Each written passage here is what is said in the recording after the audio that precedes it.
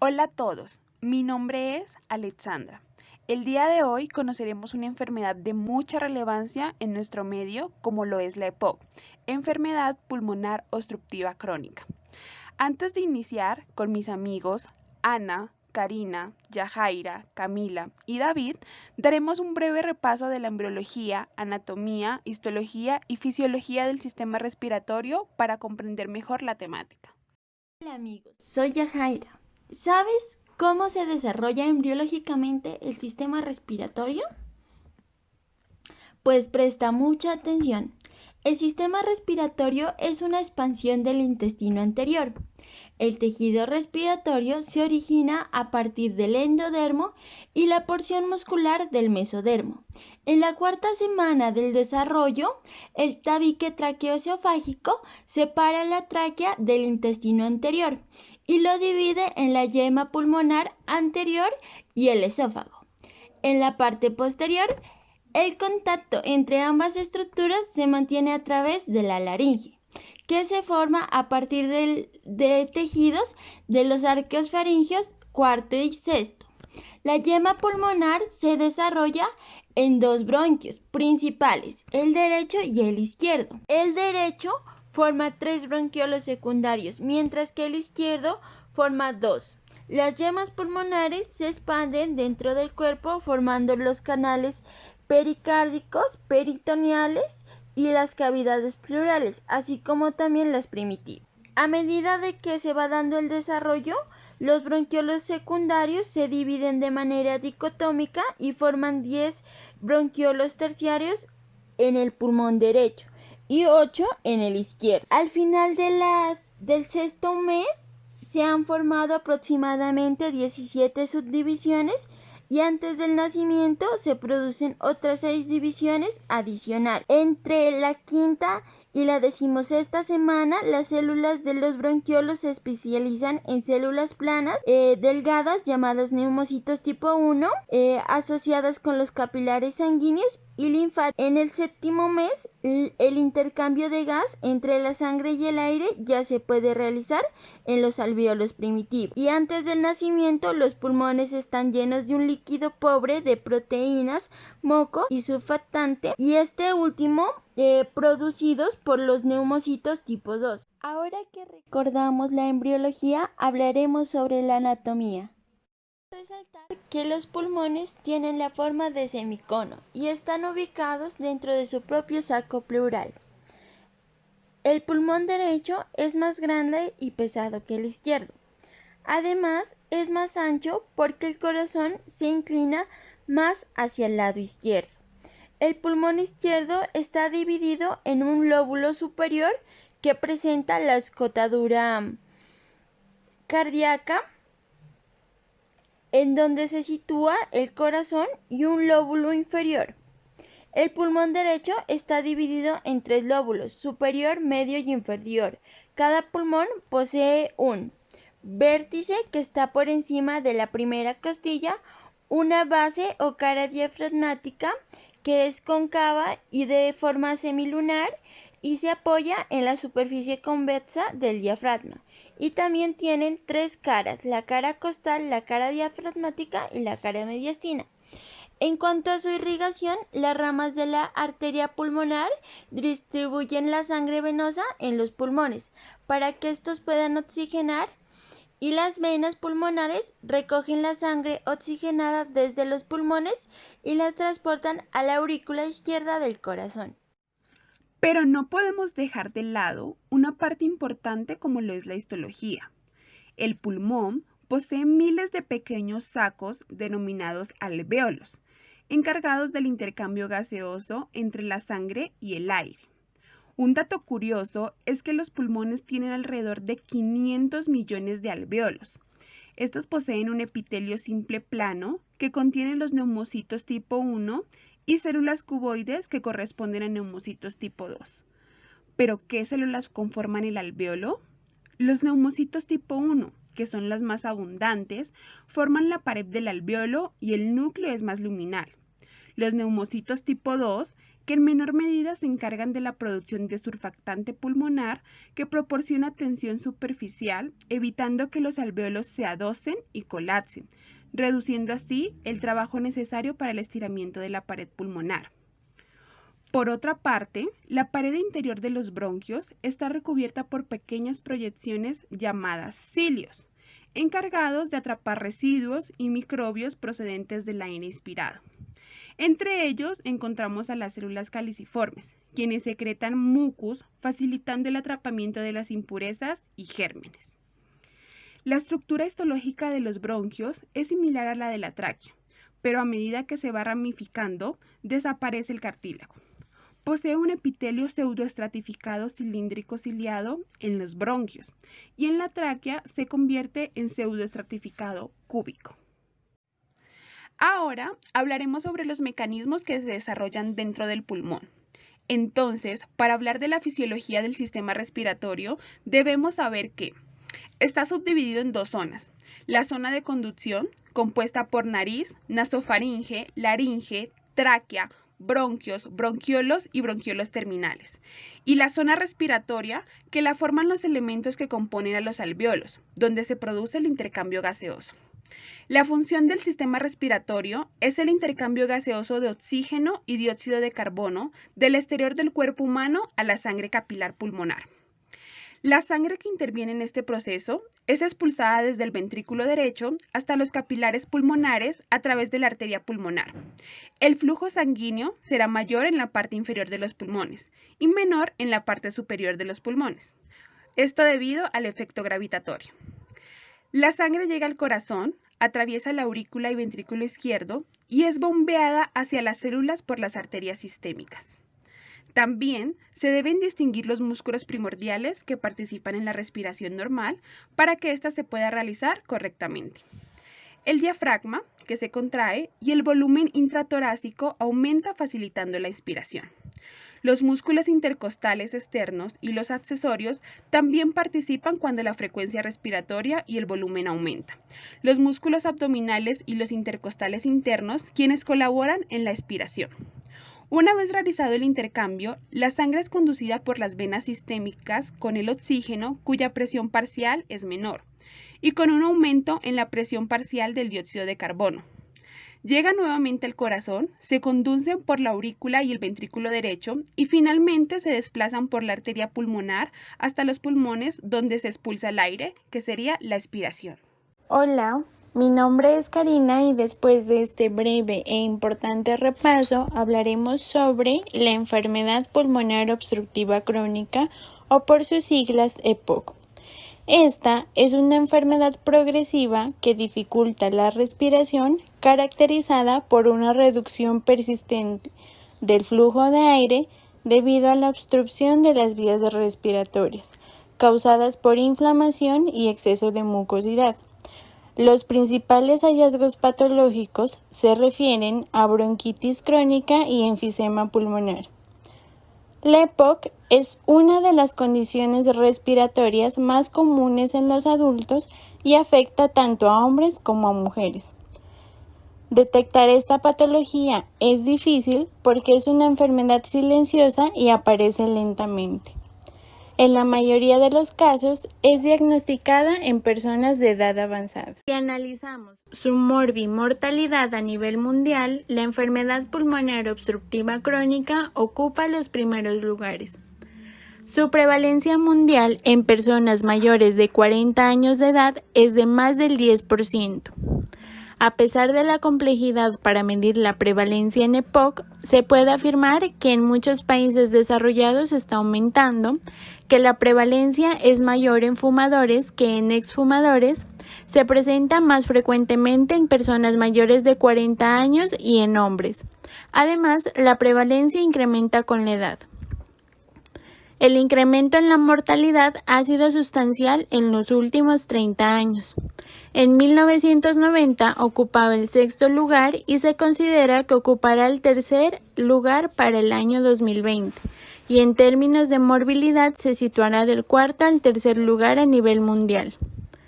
La causa del incremento en la mortalidad se debe principalmente a la epidemia del tabaco que estamos viviendo en todo el mundo. Además, los cambios demográficos, sobre todo en países en vías de desarrollo, donde la esperanza de vida está aumentando, permitirá aumentar el riesgo de que más personas cursen con esta enfermedad. Hola, mi nombre es Camila y yo les daré a conocer un poco acerca de la etiología y los factores de riesgo de esta enfermedad. La causa más frecuente asociada al desarrollo de la EPOC es el tabaquismo, ya que es el responsable de aproximadamente el 40 al 70% de los casos y se produce un efecto al causar una respuesta inflamatoria, disfunción ciliar y lesión oxidativa. La inhalación de otras partículas procedentes de la polución ambiental o de ambientes ocupacionales también podrían tener cierto papel aditivo. Es posible que existan factores genéticos, aún desconocidos, que puedan explicar por qué solo un 25% de los fumadores desarrollan la EPOC, aunque el único conocido es el déficit hereditario de alfa-1 antitripsina, un inhibidor de proteasas séricas cuya falta provoca enfisema pulmonar y es responsable únicamente del 1% de los enfisemas, que generalmente se expresa a temprana edad. Diversas investigaciones demuestran que los factores de riesgo para el desarrollo de esta enfermedad son cada vez más identificados y entre estos encontramos el tabaquismo. El tabaquismo es la principal causa de la EPOC.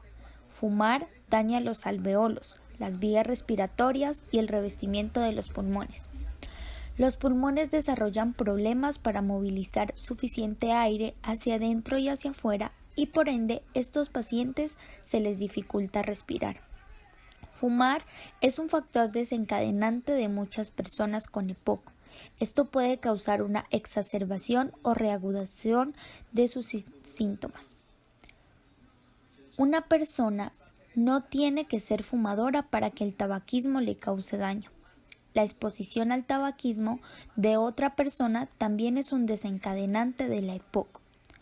Fumar y la exposición al humo del tabaco durante la infancia y los años de la adolescencia pueden retrasar el crecimiento y el desarrollo de los pulmones, lo cual puede a su vez aumentar el riesgo de desarrollar EPOC en edad adulta. Otro factor que encontramos es la contaminación atmosférica. Las exposiciones ambientales, como por ejemplo la exposición a humos y polvos, se relacionan con contaminantes específicos que ayudan al desarrollo de la EPOC. Estos como el ozono, las partículas de suspensión, el monóxido de carbono, el dióxido de nitrógeno y otros gases. Otro factor es la tuberculosis pulmonar. Estos pacientes tienden a presentar un incremento en la obstrucción del flujo aéreo, independientemente si es o no fumador o si padece asma. Factores genéticos. Un factor genético es la deficiencia de alfa-1 antitripsina. Este predispone una destrucción y pérdida acelerada del parénquima pulmonar y por ende al desarrollo de enfisema. Este es responsable de causar EPOC y cirrosis hepática. En los otros factores de riesgo que se han descrito son la edad, el sexo, el envejecimiento pulmonar, las infecciones respiratorias repetidas del niño o el adulto en edad temprana. La mayoría de estos factores asociados con el desarrollo de EPOC no pueden ser modificados. En general, la prevalencia de EPOC aumenta con la edad y es más frecuente en los varones, aunque puede parecer estar más relacionado con el efecto acumulativo de otros factores de riesgo, como por ejemplo a lo largo de la vida, la edad o el sexo. Sin embargo, nuevos estudios con espirometría han resultado como una mayor prevalencia de limitación al flujo aéreo en jóvenes que en ancianos y también en mujeres adultas. Esto en relación a la exposición acumulada del humo de la biomasa para cocinar, calentar chozas mal ventiladas en áreas rurales o el humo de la leña. Hola, soy David, y si no conoces la fisiopatología de esta enfermedad, presta mucha atención porque yo te la explicaré. La fisiopatología se basa en los hallazgos patológicos que se describen dentro de la EPOC. Entre ellos se encuentran el enfisema pulmonar, como el acúmulo de aire debido a la destrucción y dilatación de las paredes alveolares, incluyendo también alteraciones bronquiales como la bronquitis crónica en algunos pacientes. La pérdida de elastina, que es una de las proteínas más importantes en todo el tejido pulmonar, genera la disminución de las propiedades elásticas que poseen los alvéolos, como factores que perjudican la salida de aire, así también como la hematosis, es decir, el intercambio gaseoso. En respuesta quimiotáctica por parte de los neutrófilos, se libera una enzima llamada elastasa. Esta enzima es capaz de ocasionar la destrucción de la proteína elastina. Todos estos hallazgos se encuentran principalmente en pacientes fumadores debido al elevado índice del recuento leucocitario. Mientras que a nivel hepático se secreta una sustancia llamada alfa-1-pi antitripsina. Es conocida también como una antiproteasa muy importante, ya que es capaz de inhibir la elastasa proveniente de los neutrófilos. Tan solo el hábito de fumar produce reclutamiento tanto de monocitos, de macrófagos, así como de polimorfonucleares neutrófilos en el pulmón, conllevando así a un incremento en la liberación de elastasas destructoras de las paredes alveolares. Simultáneamente, los oxidantes procedentes del humo inactivan los inhibidores del mucus bronquial, creando así un desequilibrio en el sistema proteasa-antiproteasa que interactúa con la alfa-1-pi, produciendo incremento en las secreciones mucinógenas, razón por la cual la cantidad de elastasas se eleva en el tejido alveolar, conllevándolo a su destrucción. Asimismo, el humo inactiva los factores de reparación para la elastina. Estos fragmentos incrementan la respuesta inflamatoria produciendo obstrucción a nivel del árbol bronquial. De esta manera, se pierde la retracción elástica que posee el pulmón, alterando la difusión de gases y por lo tanto ocurre un atrapamiento del aire. Este factor perjudica la expiración. La presión intratorácica se extiende hasta las paredes bronquiales y hasta la tráquea. El acúmulo de aire en los alvéolos incrementa la presión intraalveolar e incluso puede llegar a ser mayor que la presión intratorácica. El atrapamiento del aire es progresivo. A largo plazo resulta en el incremento de la capacidad residual funcional. De esta manera disminuye la capacidad inspiratoria y por lo tanto los músculos torácicos deben realizar un esfuerzo mucho más grande para producir un ciclo respiratorio. Esto produce en el paciente la sensación de disnea. Es importante conocer las manifestaciones clínicas de esta enfermedad, ya que la EPOC se caracteriza por una inflamación de las vías respiratorias. Así pues, las vías por donde pasa el aire se cierran un poco y hacen más difícil expulsarlo. Además, se inflaman. Esta combinación de obstrucción e inflamación es lo que produce los síntomas de la enfermedad. Entre los síntomas más comunes de la EPOC están la tos, las sibilancias, o sea, se escucha como si el pecho silbara durante la respiración, la producción de flemas y el ahogo, que puede ir aumentando hasta limitar la capacidad de desarrollar las actividades del día a día. Los síntomas se empeoran gradualmente y la disnea, que es persistente y al principio se asocia con el esfuerzo, aumenta con el tiempo hasta aparecer en reposo. Es una enfermedad que no siempre se llega a diagnosticar y puede ser mortal. Los síntomas empeoran con el tiempo y llega a ser tan grave que impide a la persona realizar actividades cotidianas como caminar, subir y bajar escaleras, entre otros. No todos los pacientes presentan a un mismo tiempo todos los síntomas para que se declare la EPOC. A veces, durante las etapas iniciales de la enfermedad, los síntomas son pocos e incluso puede no presentarse el ahogo, que es el principal síntoma de alerta y el que más motiva a consultar al médico. La EPOC puede comprometer la capacidad de hacer ejercicio, hacer que se pierda peso y que se tenga menos apetito, además de disminuir la capacidad de realizar las actividades de la vida diaria, y todo ello en ocasiones se relaciona con síntomas depresivos y de ansiedad, así como de disminución de la calidad de vida. Hola, mi nombre es Ana y después de hablar de la clínica de la EPOC, es importante reconocer cómo se diagnostica esta enfermedad. El diagnóstico se realiza debido a la sospecha que debe establecerse en todo paciente mayor de 35 años, sobre todo expuesto a tabaco, que presente tos, expectoración crónica, bronquitis de repetición, disnea de esfuerzo de larga evolución o sibilancias. Para la confirmación es imprescindible la espirometría, que demostrará obstrucción en las vías aéreas no reversible con un cociente del volumen expiratorio forzado en el primer segundo sobre la capacidad vital forzada menor al 70%, tras administración de al menos 2 inhalaciones de un broncodilatador de corta duración. También es importante tener en cuenta que para hacer un buen diagnóstico, primero que todo hay que hacer una buena historia clínica y examen físico. En la historia clínica es importante recoger los antecedentes familiares de enfermedades respiratorias, historia de tabaquismo con el número de paquetes al año, la actividad laboral, el número de exacerbaciones e ingreso por año con el tratamiento aplicado, otras enfermedades y su tratamiento habitual. Se interrogará acerca de los síntomas más frecuentes, como características de la tos, tipo de expectoración, tolerancia al ejercicio y grado de disnea. Esta última al principio ocurre al realizar grandes esfuerzos y podrá ir progresando con la enfermedad hasta hacerse de mínimos esfuerzos. El examen físico dependerá de si el paciente es enfisematoso o bronquítico.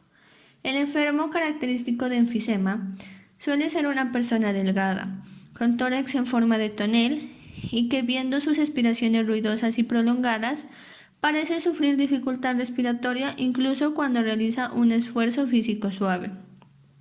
En el caso de la obstrucción grave de las vías aéreas, el aumento de la presión intratorácica da lugar a una distensión de las venas del cuello durante la expiración, que desaparece durante la inspiración. El diafragma está descendido y aplanado, y el signo auscultatorio más típico es la disminución de los ruidos respiratorios en la expiración. Los bordes cardíacos son difíciles de percutir debido a la hiperinsuflación pulmonar y pueden aparecer edemas en tobillos y pies. En cuanto al paciente bronquítico, el enfermo suele tener un hábito corporal más próximo a la normalidad que el enfisematoso. La cianosis aparece relativamente pronto en el transcurso de la enfermedad. La hiperinsuflación pulmonar no es llamativa y la movilidad diafragmática está menos reducida que en el enfisema. En la auscultación, los ruidos respiratorios son fácilmente audibles y a menudo van acompañados de estertores gruesos y sibilancias expiratorias. La ingurgitación de las venas del cuello, que persiste durante la inspiración, parece indicar la existencia de cor pulmonale, que es una secuela que aparece más precozmente que en el enfisema, y se trata de un agrandamiento y engrosamiento del ventrículo del lado derecho del corazón que puede causar hipertensión pulmonar. Ahora bien, como la espirometría es la prueba de preferencia para el diagnóstico, establecer la gravedad y para el seguimiento del EPOC, tenemos que saber que estudia el funcionamiento pulmonar después de analizar en circunstancias controladas la magnitud absoluta de los volúmenes pulmonares y la rapidez de su movilización. La espirometría puede ser simple y forzada. Sin embargo, para el diagnóstico de la POC es mucho más útil la espirometría forzada con test broncodilatador, que demuestra la presencia de una limitación al flujo aéreo no completamente reversible, preferiblemente en situaciones de estabilidad clínica, y que se establece al demostrar un cociente volumen expiratorio forzada en el primer segundo sobre la capacidad vital forzada post-broncodilatador menor al 70%. La interpretación de la espirometría se basa en dos curvas fundamentales, que son la curva volumen-tiempo y la curva flujo-volumen. La curva volumen-tiempo permite relacionar el volumen expirado con el tiempo empleado para la expiración. Entonces, haciendo la comparación entre los valores normales y los de un patrón obstructivo, encontramos que en el patrón normal el FEP1 o el volumen expulsado en el primer segundo de una aspiración forzada es mayor del 80%, mientras en el patrón obstructivo el FEP1 puede ser normal en los casos más leves, pero lo habitual es que esté disminuido. En un patrón normal, la capacidad vital forzada FBC es mayor al 80%, mientras en un patrón obstructivo puede estar normal o disminuida. En un patrón normal, el cociente volumen expiratorio forzada en el primer segundo sobre la capacidad vital forzada, que nos indica el porcentaje de volumen total expirado en el primer segundo, se encuentra superior al 70-75%, mientras que en un valor obstructivo es menor al 70%, lo cual es un dato fundamental que determine que existe obstrucción al flujo aéreo. En cuanto a la curva flujo-volumen, esta relaciona el flujo de aire que se produce por cada volumen de aire que va siendo expulsado. En condiciones normales, la curva tiene un pico de ascenso muy rápido con pendiente muy pronunciada hasta alcanzar un máximo de flujo, el denominado flujo expiratorio máximo, FEM. Luego, la curva desciende con una pendiente menos pronunciada hasta cortar el volumen y su valor normal es mayor al 60%, mientras que en un patrón obstructivo como la EPOC se encuentra disminuido. Es por eso que en la parte descendente de la curva aparece una concavidad que se hará más profunda conforme sea el grado de obstrucción.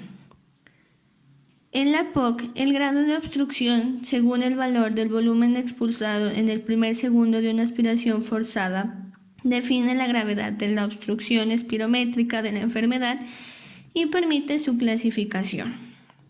Valores mayores al 70% indican una gravedad leve, del 60 al 69% una gravedad moderada, del 50 al 59% una gravedad de moderada a severa, de 35 a 49% una gravedad severa y menos de 35% una gravedad muy severa.